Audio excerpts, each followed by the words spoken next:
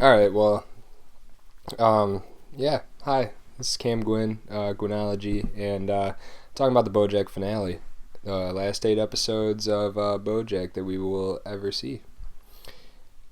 Oh, all right. So this is gonna be full of spoilers. There's gonna be so much I'm gonna talk about. So if you haven't seen the show, probably shouldn't watch this. Just skip to the end.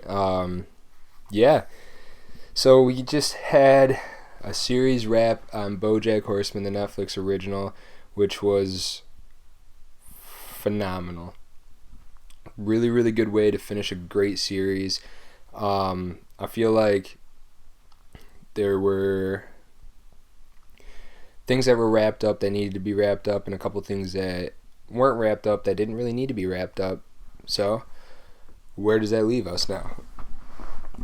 So we went into this last part of the season 6, being kind of scared for BoJack because we were about to find out, or Hollyhock, his sister, was about to find out what happened to, half sister, was about to find out what happened with when he went to New Mexico and what ensued with him being in Mexico. And there were reporters hot on the trail of his former stories and what he was going through and what he was doing. And we were nervous, to say the least, for what was going to happen to BoJack, what they were going to find out, if anything. And we started off the next season with BoJack working at the same university that Hollyhock went to as an acting professor. And it seemed like his life was turning around. His life was going the way it should be going. He was happy. He was finally doing something that he felt fulfilling. And then it all came crashing down on him when the reporter came to him and said, "We're going to report what happened with you and Sarah Lynn and how Sarah Lynn died." And wow. How it gets handled is amazing. BoJack goes through a really tough choice of just admitting everything that happened, everything that he did. In the Sarah Lynn case, he went on a talk TV show, and everyone liked him after that. Everyone seemed to be okay with what had happened, and he showed remorse for his actions, and it seemed great, seemed good. And then they invited him back onto the same talk show where the interviewer kind of interrogated him a little heavier and decided that she wasn't going to accept the last time he was on the show, and she was going to do actual hard investigation of it.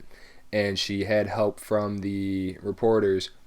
And that was about all we saw from the reporters. After that, BoJack was back to being hated, I should say. He couldn't return back to the school.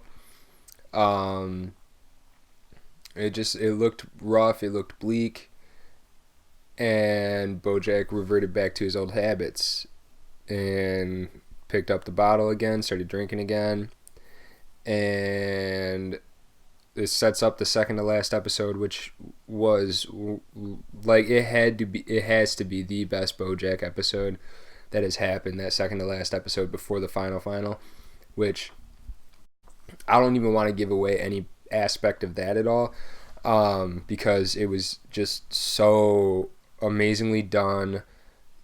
Every part of that second to last episode, and even the last episode, but that second to last episode though was just like, it was gut wrenching to watch. Just so much emotion being thrown into it, so many callbacks that almost put me in tears. Definitely put a couple other people I was watching it with in tears. And then the last episode really wraps up a whole series, and it's really hard to do that with a series that was as deep and as well written as BoJack's was. It's very, very hard to come up with a series wrap that,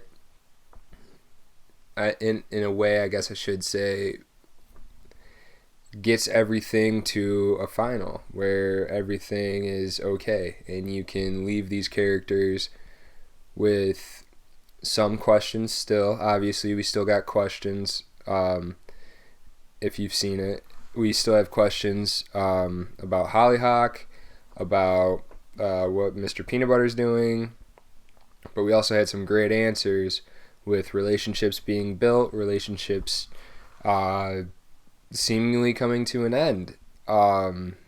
It was great. The show as a whole is one of the best written cartoon shows there are when it comes to following a story and following the events that can happen after a story or during the story. It was just so well done and such a good show.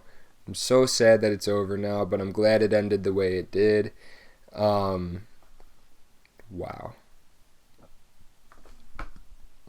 So, I guess that means I gotta rate this, right? Well, being that BoJack is my favorite cartoon adult show that there is, before this even came out as the finale, this just helped it even more. I think these last 8 episodes were really, really well done. I think there were a couple aspects that could have been changed, that could have went a different way, that could have been explored further in a way. But other than that, everything else was great. The last 2 episodes are amazing. The second to last episode is gut wrenching. Like it really throws you through some crazy emotions, which this show is really good at. But I was not ready for that second to last episode.